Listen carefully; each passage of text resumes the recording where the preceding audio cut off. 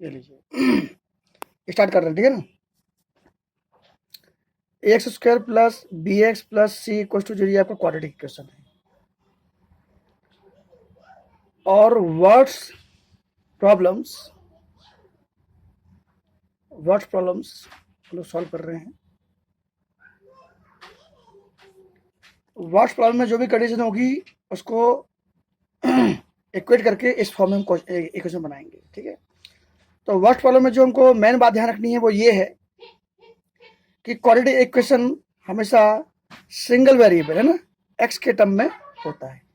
इसलिए आपको यहाँ पर इस इक्वेशन में जो भी आप अननोन वैल्यूज को सपोज करेंगे वो सिंगल वेरिएबल की होगी।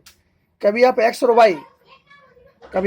वाई दो ले भी लेते हैं तो आपको रफ में उसको सिंगल वेरिएबल में कन्वर्ट कर लेना है। दूसरी बात, एक्स में जो एक्स स्क्वायर है ना, ये एक्स इंटू एक्स को रिप्रेजेंट करता है। अर्थात क्वाड्रेटिक इक्वेशन में जितनी भी वर्ड्स प्रॉब्लम होंगी वो किसी न किसी मल्टीप्लिकेशन के कंडीशन में होंगी, है ना, प्रोडक्ट की कंडीशन में मिलेंगे। सारे के सारे क्वेश्चन प्रोडक्ट की कंडीशन में मिलेंगे, चाहे वो स्क्वायर में हो, चाहे प्रोडक्ट ऑफ हो, चाहे वो एरिया हो, है ना, उस फॉर्म में मिलेंगी। और तीसरी और सबसे इंपॉर्टेंट बात ये, इसमें हर क्वेश्चन में दो कंडीशन मिलेंगी आपको, दो कंडीशन मिलेंगी, कंडीशंस होंगी आपकी। पहली कंडीशन से आपको दो अननोन वैल्यू को जनरेट कर लेना है और दूसरी कंडीशन से इक्वेशन फॉर्म करना है। क्लियर है। और अंतिम बात, जब भी आप क्वेश्चन पढ़ेंगे तो सबसे पहले आप ये श्योर कर लो कि क्वेश्चन किस डिपार्टमेंट का है। डिपार्टमेंट इन द सेंस कि जैसे मान लीजिए आपका क्या कहते हैं कि एक सेकेंड डी कहाँ गया जी, ओके। जैसे मान लीजिए कि भाई क्वेश्चन एज से रिलेटेड है, क्वेश्चन स्पीड का है, या नंबर सिस्टम का है, या ज्योमेट्री का है, तो ये किस डिपार्टमेंट का क्वेश्चन है, उस डिपार्टमेंट में आपका माइंड सेटअप होते हुए क्वेश्चन जनरेट किए जाएंगे। तो मैं 4.2 से स्टार्ट कर रहा हूँ, 4.2 के क्वेश्चन लेता हूँ। 4.1 के हमने कर लिए थे उस दिन। 4.2 में क्वेश्चन नंबर देखिए question number third. Question read करेंगे पहले। Find the two numbers whose sum is 27 and whose product is 182। देखिए इसमें प्रोडक्ट आ गया है ना। तो पहली कंडीशन क्या है, पहली कंडीशन में देख रहे हैं कि दो नंबर का सम, मतलब कि यदि एक्स और वाई लेते हैं, मान लो इसका सम कितना है 27, और इन्हीं दोनों का प्रोडक्ट क्या है 182 है। मैं रफ में कर रहा हूँ ना। तो चूंकि ये हमारा जो क्वाड्रेटिक क्वेश्चन होता है वो सिंगल वेरिएबल का होता है, ठीक है ना।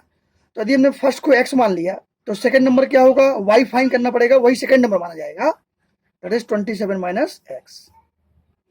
तो लिखना पड़ता है let the first number be X, then second number will be then second number will be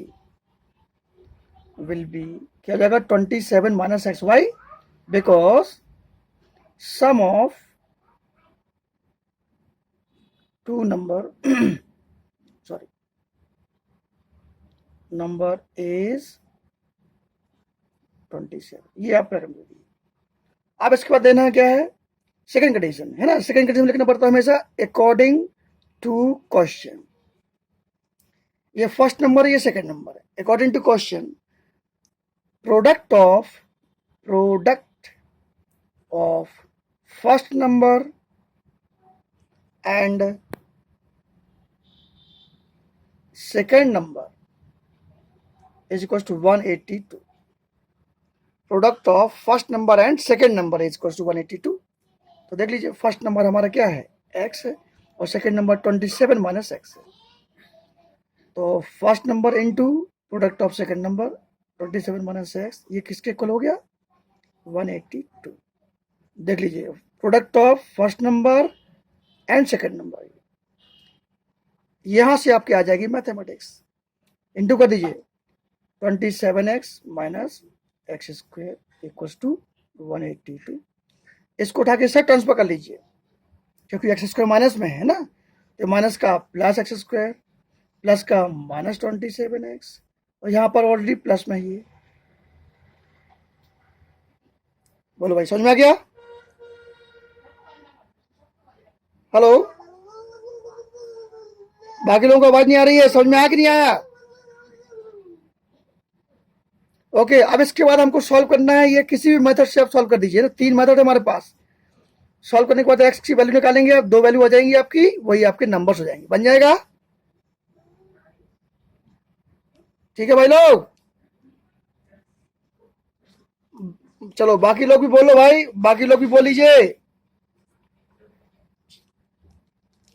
question number, हाँ, क्वेश्चन नंबर अब आप लेता हूं मैं, क्वेश्चन नंबर 4। मैं क्वेश्चन रीड कर रहा हूं क्वेश्चन रीड करता हूं। Find two consecutive positive integers. ये किस डिपार्टमेंट का क्वेश्चन है? इंटीजर्स का क्वेश्चन है ये। इंटीजर्स है ना, इंटीजर्स, हर इंटीजर्स एक नंबर ऐड करने के बाद आता है। हर इंटीजर, जैसे 1, 1 + 1 2, 2 + 1 3। क्वेश्चन नंबर 4, किसको भाई यदि ये दिक्कत हो रही है तो मैं दूसरे वीडियो बना रहा हूं, यदि आप मैं अभी थोड़ी देर बाद उसमें आपको सेंड भी कर दूंगा, ठीक है? तो सुनते जाइए क्वेश्चन। लिखना है let the first integer be, अच्छा पूरा क्वेश्चन पढ़ ले पहले। Find the two integers, find the two positive integers, the sum of whose squares is 365। इसमें पहली कंडीशन क्या है? टू कॉन्जिक्यूटिव पॉजिटिव इंटीजर्स, ये पहली कंडीशन हो गई। और दूसरी कंडीशन में बोला गया the sum of squares of these two numbers is 365। तो लिखते हैं let the first integer, positive integers be x, then the second consecutive positive integer be x plus 1 x plus 1। x plus 1 क्यों लिया? क्योंकि हमें सेकेंड नंबर जो है ना कैसा चाहिए, क्या कहते हैं, कॉन्जिक्यूटिव चाहिए था हमको। ओके, अब लिखना है इसके बाद according to question. First condition से हमने 2 नंबर अननोन नंबर सपोज कर लेने हैं, और सेकंड कंडीशन से क्या करना है, हमको इक्वेशन जनरेट करना है। और सेकंड कंडीशन बोल रहा था sum of squares according to question, sum of squares of these numbers या both the numbers equals to 365। मतलब इसका भी स्क्वायर और x + 1 इसका भी स्क्वायर, इनके स्क्वायर का सम 365 है।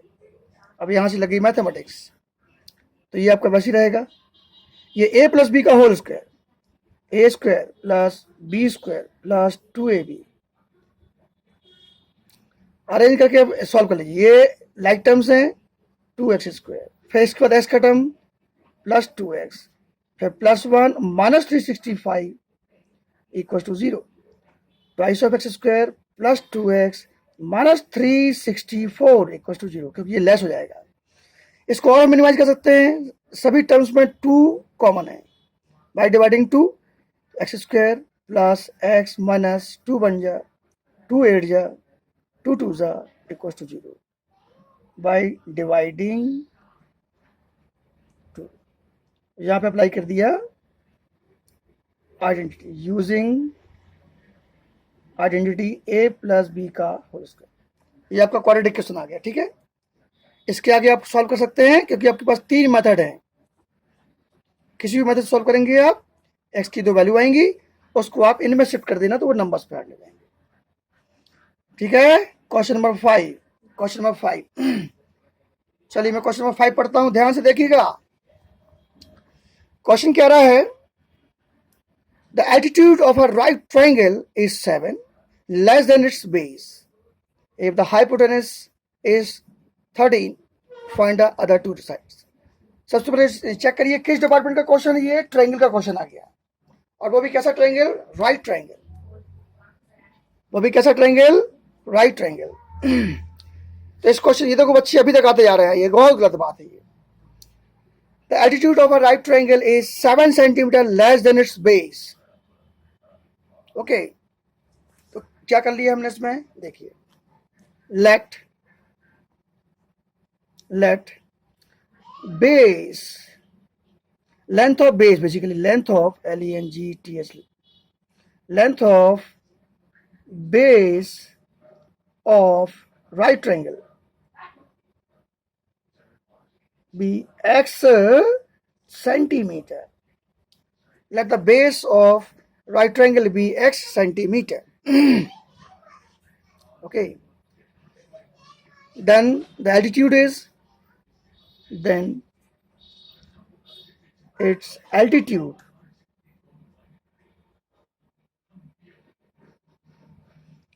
will be, what altitude is of a right angle is 7 centimeter less than its base. Right angle बना सकते हैं, यहाँ पर राइट एंगल बना सकते हैं उसे, ये है 90 डिग्री, ये हाइपोटेनस है, ये एल्टीट्यूड है और ये बेस है। तो बेस से 7 सेंटीमीटर क्या है, कम है इसका हाइट, तो x minus 7 centimetre, and hypotenuse of right triangle is equals to 13 centimetre, it is given, ये आपको गिवन है। तो देखिए, चूंकि राइट ट्रायंगल क्वेश्चन है और बोला गया था कि बेस और एल्टीट्यूड में रिलेशन दिया हुआ, तो ये फर्स्ट कंडीशन से हमने 2 साइड निकाल ली, थर्ड साइड आपको गिवन है। अब सोचिए तीसरी कंडीशन इसमें कुछ गिवन नहीं है, अब हमको खुद दिमाग लगाना है कि इसमें क्या हम लगा सकते हैं कि ताकि एक क्वेश्चन जनरेट हो जाए। तो ले सकते हैं, हाँ, यहां लिखेंगे we know that in right triangle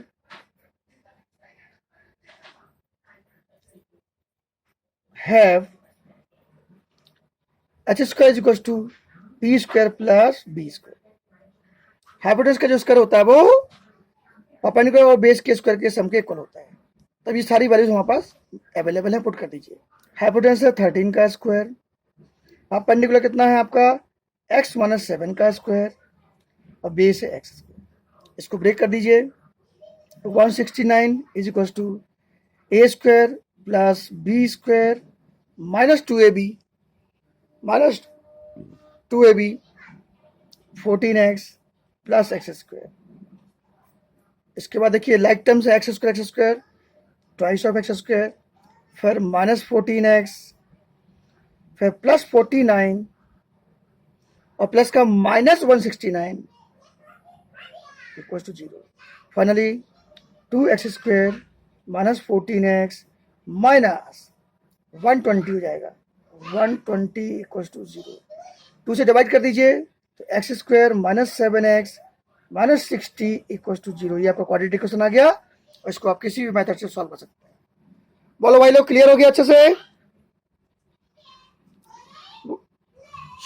चलिए आगे बढ़ते हैं। अब नेक्स्ट क्वेश्चन देखिए, क्वेश्चन नंबर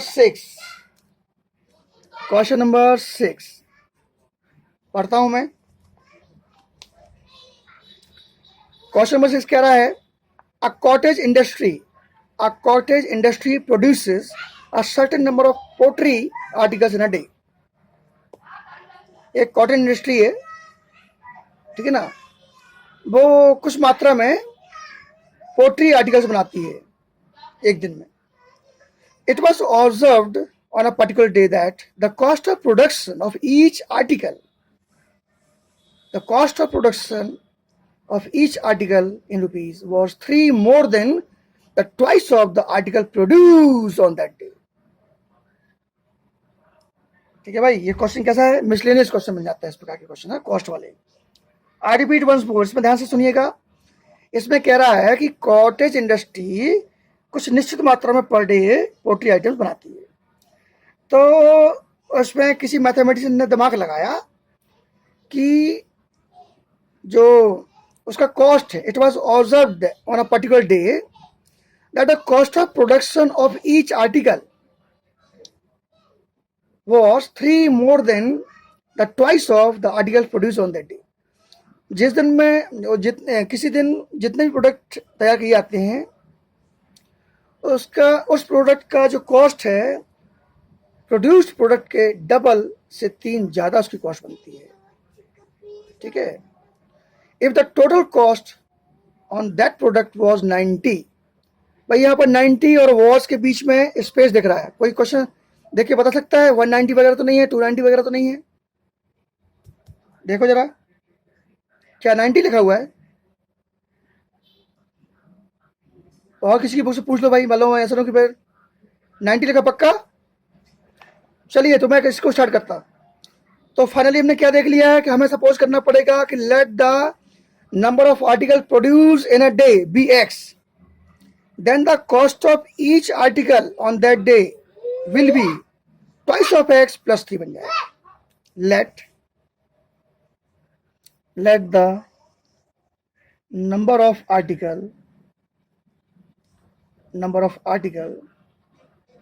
या number of poetry articles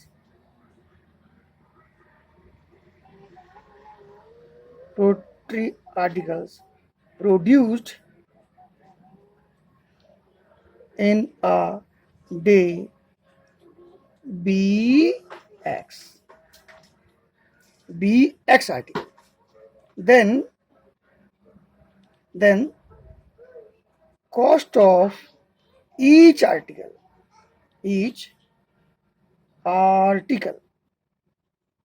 will be, जितने आर्टिकल प्रोड्यूस किए जाते हैं उसके डबल से 3 ज़्यादा, ट्वाइस ऑफ एक्स प्लस 3, ये इसकी कॉस्ट बन जाती है। यदि मान लीजिए इसका मतलब ये हो जाता है, थोड़ा सा मैं बोलना चाहूँ, मान लो एक दिन में कोई कॉटेज इंडस्ट्री 2 आर्टिकल तैयार करती है, तो प्रत्येक ना एक की कॉस्ट क्या होगी? 2 2 4, 4 + 3 7 रुपीज़ एक आर्टिकल की कॉस्ट एक आर्टिकल की होगी। या मान लीजिए कोई इंडस्ट्री एक दिन में 5 आर्टिकल बनाती है, तो हर एक आर्टिकल की कॉस्ट क्या बनेगी? 5 का डबल, 5 × 10 और प्लस 3 13 रुपीज़ एक आर्टिकल की कॉस्ट होगी। ऐसा ऑब्जर्व किया गया। ये तो समझ में आ गया ना? अकॉर्डिंग टू क्वेश्चन, अब क्वेश्चन बोला गया the cost of each article, sorry the total cost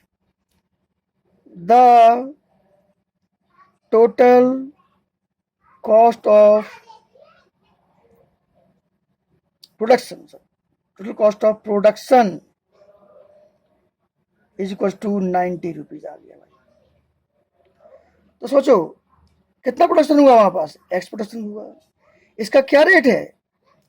2x + 3। इसको इंटू करने पे कितना आता है? 90 रुपीज़ आता है। करेक्ट है ना? ये बन गया आपका मतलब इसकी कंडीशन बन गई। तब इसको इंटू करिए, twice of x square plus 3 × 1 = 3x इसको 90, twice of x square plus 3x minus 90 = 0। ये आपका क्वाड्रेटिक इक्वेशन आ गया। इसको सॉल्व करने की हमारे पास 3 मेथड हैं। किसी भी मेथड से सॉल्व कर दीजिए तो x की 2 वैल्यू मिल जाएंगी। इनमें पुट कर देंगे तो नंबर ऑफ प्रोडक्शन मिल जाएगा पर डे का, और ईच आर्टिकल का कॉस्ट मिल जाएगा। ठीक है भाई लोग, समझ में आ गया? चलिए अब नेक्स्ट लेते हैं एक्सरसाइज 4.3 के वर्स्ट प्रॉब्लम सॉल्व करने वाले हम लोग। ध्यान से देखिए, 4.3 के वर्स्ट प्रॉब्लम सॉल्व कर रहे हैं। 4.3 के वर्स्ट प्रॉब्लम्स, क्वेश्चन नंबर 5 से पहले हम एक बार और देख लेते हैं, क्वेश्चन नंबर 3 भी लगा लेते हैं, सॉरी 4। तो रेडी, मैं पहले क्वेश्चन पढ़ता हूं। The sum of the reciprocal of Rahman age in 3 years ago and 5 years from now is 1/3। Rahman एक व्यक्ति है, उसकी 3 साल पहले जो एज थी और 5 साल बाद जो एज थी, दोनों की एज के रेसिप्रोकल का सम 1/3 है। तो सीधी सी बात है भाई, हम रहमान की परसेंटेज को सपोज कर लेते हैं। लिखा हमने let the Rahman's present age be X year. Let the Rahman's present age be X year. Then, so his age, so his एक इधर का क्वेश्चन किया सो इसको लिखेंगे हम so his age 3 years before will be was 3 years before was X minus 3 year, and his age his age 5 years from now will be 5 years from now will be X plus 5 years.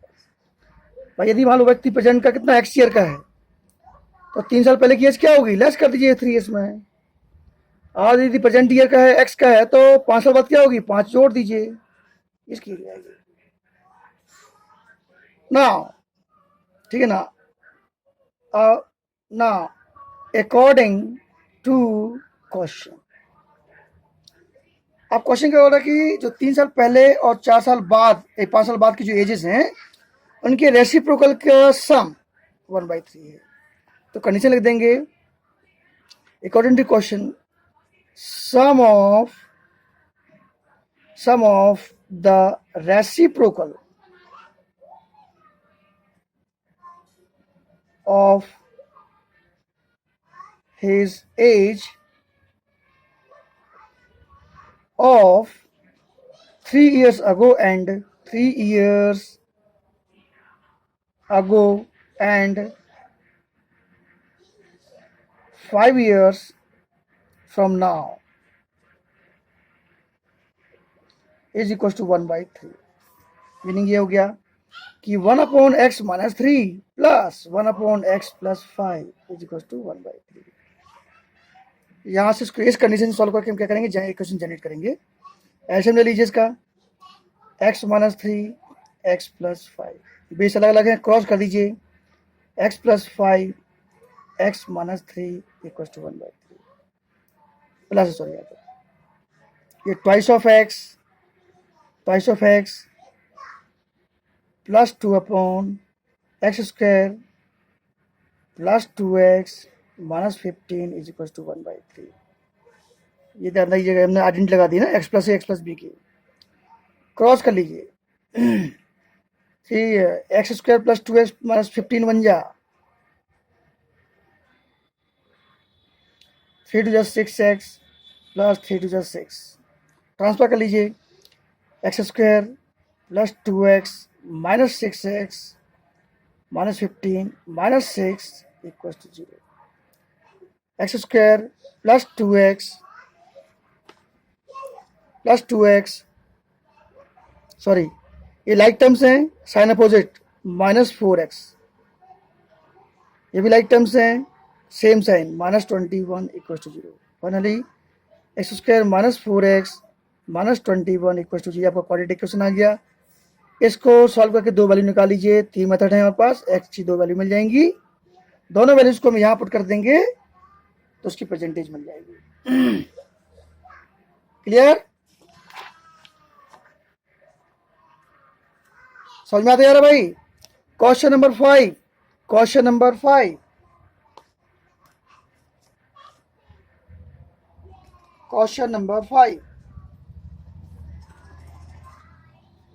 मैं पढ़ता हूं, question सुनिए। In a class test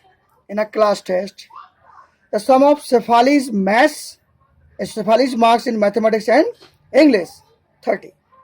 पहली condition बोल रहे हैं कि किसी टेस्ट में शेफाली के मैथ्स और इंग्लिश के टोटल मार्क्स कितने हैं, 30 है। ये पहली कंडीशन। आगे सुनते हैं। Had she got 2 marks more in mathematics and 3 marks less in English, the product of their marks would have been 2-1. Question ध्यान से समझना अपन को। किसी टेस्ट में शिफाली के मैथ्स और इंग्लिश दोनों सब्जेक्ट के टोटल मार्क्स कितने हैं? 30 हैं। इनमें से हम क्या कर सकते हैं? मैथ्स और इंग्लिश के सेपरेट मार्क्स सपोज कर सकते हैं। लिख लेता हूं पहले मैं। let Shefali got let SHI Shefali's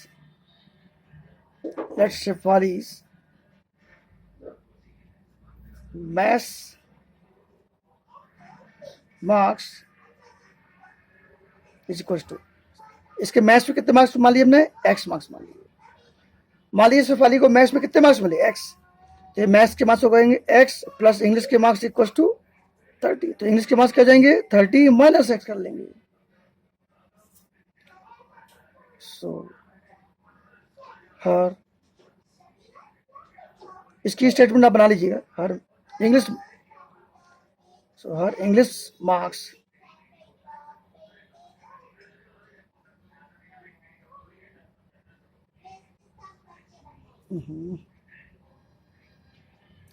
will be 30 minus x.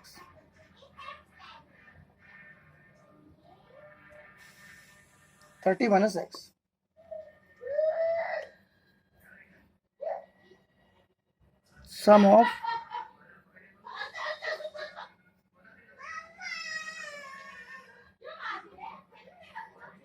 अरे यार क्योंकि उसके मैथ्स और इंग्लिश के जो टोटल मार्क्स थे वो 30 थे। यदि उसको मैथ्स में कितने मिले होंगे? एक्स मिले होंगे। इंग्लिश में कितने होंगे? 30 माइनस एक्स होंगे।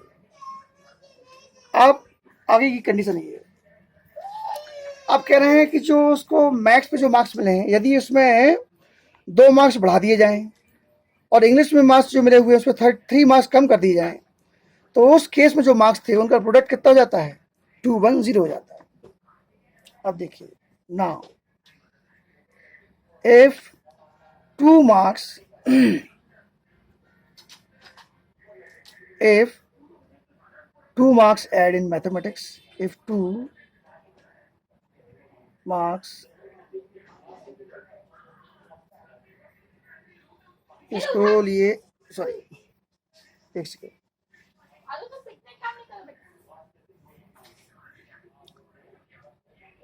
if Shefali's got 2 more marks in maths and 3 marks less in English,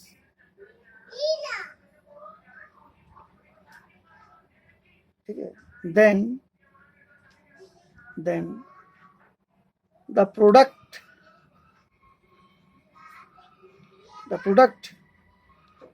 of these marks will become 217। और ये लिखना भी ना भी लिखे तो कोई दिक्कत नहीं, से चल सकता है अकॉर्डिंग टू क्वेश्चन। तो मैथ्स में कितने मार्क्स बढ़ गए उसके? 2। और इंग्लिश में कितने मार्क्स कम हो गए? 30 माइनस एक्स माइनस 3। इस प्रकार से जो मार्क्स मिले उनका प्रोडक्ट कितना हो जाता है? 210। इस कंडीशन से हम लोग क्या करेंगे? इक्वेशन जनरेट करेंगे। एक्स प्लस 2, इसको तो ना भी लिखें कोई दिक्कत नहीं, आप डायरेक्ट भी कंडीशन लगा के ले सकते हैं। इसको लेस करेंगे तो 27 minus x is equal to 210। Product कर दीजिए इसका, ये हो जाएगा 27x minus x square plus 54 minus 2x is equal to 210। ये लाइक टर्म्स हैं, ऐड हो जाएंगे 29x minus x square plus 54 equal to 210। इसको उठा के साइड ले आइए, तो माइनस का प्लस एक्स स्क्वायर प्लस का -29x और +210 प्लस का -54. So finally x² -29x plus 210 equal to, ये आपका क्वाड्रेटिक सिस्टम जनरेट हो गया. इसको सॉल्व करने के हमारे पास 3 मेथड हैं. उससे जब सॉल्व करेंगे तो आपको x की 2 वैल्यू मिल जाएंगी. और लास्ट में क्या पूछा गया है, find her marks in 2 subject. तो मैथ्स में और एस में दोनों में वैल्यू पुट कर दीजिए x की, तो मैथ्स के मार्क्स और इंग्लिश के मार्क्स मिल जाएंगे. क्लियर हो गया. चलिए क्वेश्चन नंबर देखिए अभी 6. मैं क्वेश्चन पढ़ता हूं, ध्यान से सुनें.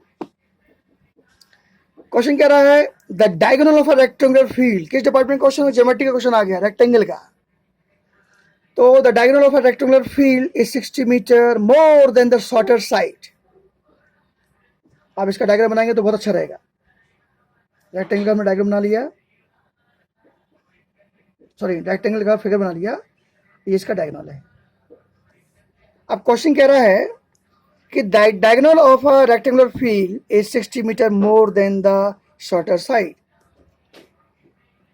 ये जो उसकी लेंथ है डायगोनल की, ये कैसी है, इस रेक्टेंगल की जो भी शॉर्टेस्ट साइड होगी, मान लीजिए ये हमने मान लिया,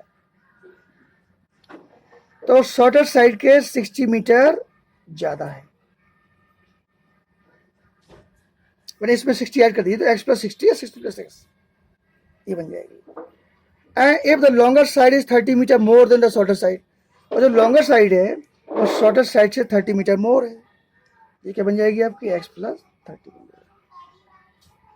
अब आगे बोला गया है find the sides of field.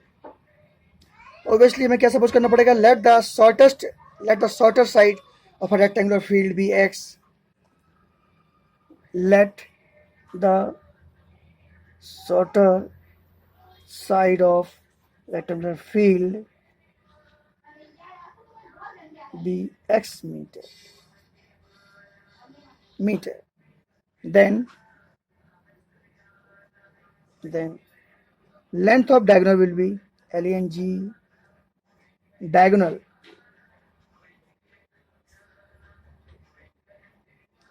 will be x + 60 meter and LENGTH, length of longer side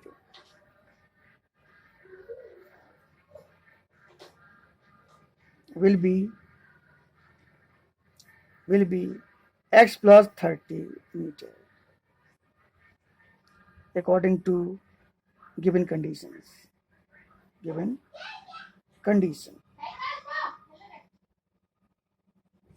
condition जो दी गई उसके हिसाब से ये चीज निकालनी. यहाँ पर 1 2 3. अब इसके बाद आपको स्टेटमेंट देना पड़ेगा. We know that diagonal of a rectangle divide the rectangle into two right triangles. We know that diagonal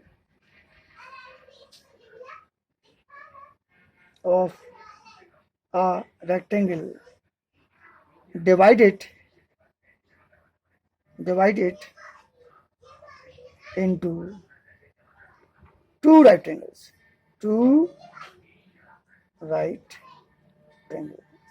So we use Pythagoras theorem of right triangle. ये होता है h² = p² + b². तो हाइपोटेनस क्या है इसका, 60 + x, या sorry x + 60 का whole square is equal to x² + x + 30 का होल स्क्वायर. सॉल्व कर दीजिए इसको. a + b का होल स्क्वायर, तो a² + b² + 2ab, x² plus, यहाँ भी a + b का whole square, a² + b², a² + b² + 2ab, 60x. एक तो कट ही जाएगा आपका। अब देखिए यहाँ x square plus 60x plus 900 is equal to, मैं यहाँ लिख देता हूँ उसको, 3600 प्लस 120x। अब अरेंज कर लीजिए, x square plus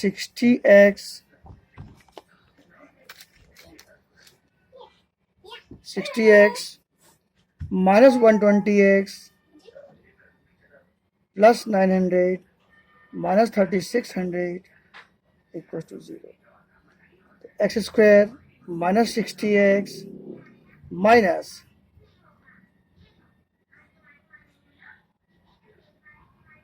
2700 equal to 0। देख लेते हैं। अच्छा 16, ओके, ये आपका क्वाड्रेटिक क्वेश्चन आ गया। इसको आप किसी भी मेथड से सॉल्व करके एक्स की वैल्यू फाइंड कर लीजिए, और एक्स की वैल्यूज को हम इन तीनों पुट कर देंगे, तो सॉरी इसमें तो लेंथ ऑफ ब्रेथ बन जाएगी। ठीक है, क्लियर हो गया? ओके, अगला क्वेश्चन देखिए। अगला क्वेश्चन थोड़ा टेढ़ा है, कोशिश करेंगे अपन लोग इसको समझने की। क्वेश्चन नंबर 7, मैं क्वेश्चन पढ़ता हूं। कह रहा है the difference of squares of two number is 180। The difference of squares of the two number is 80। ये पहली कंडीशन है, ठीक है ना। The difference of squares of two number is 180। और दूसरी कंडीशन बोला गया है, देखो बेटा इसको छोड़ो, तो जाओ लेके जाओ। अरे हटो, सुजाता इसको पकड़ो यार। दीदी जी ले लो, जाओ।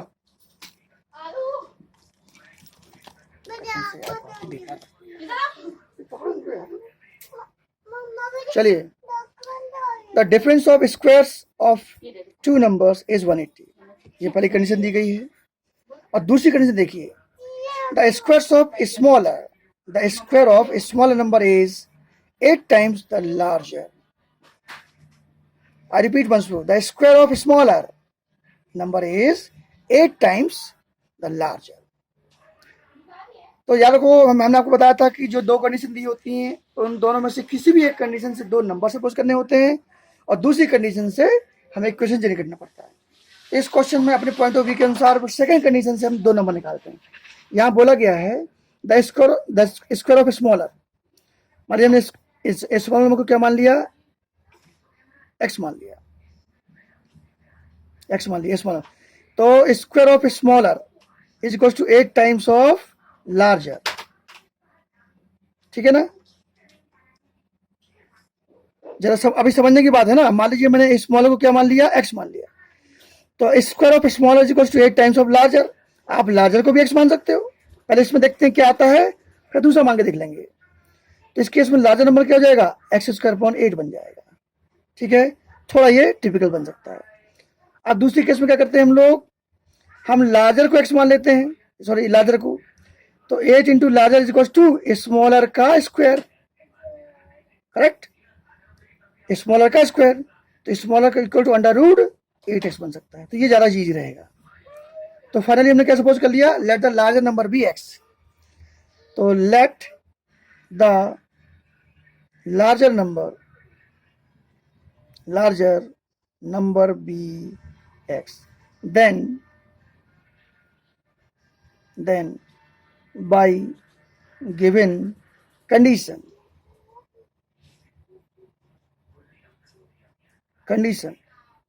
a smaller number will be root of 8x हो जाएगा। अब इसको शो भी करना है अपन को यहाँ पर कि स्मॉलर नंबर का square is equal to 8 times of larger number. तो small number square equal to 8 into x, इसको हमने एक्स मान लिया। तो smaller number is equal to under root 8x। अब दूसरा question, according to question, so we have these are the two numbers, okay. These are the two numbers भी है। According to question क्या बोला था, difference of squares of the number. According to question, difference of squares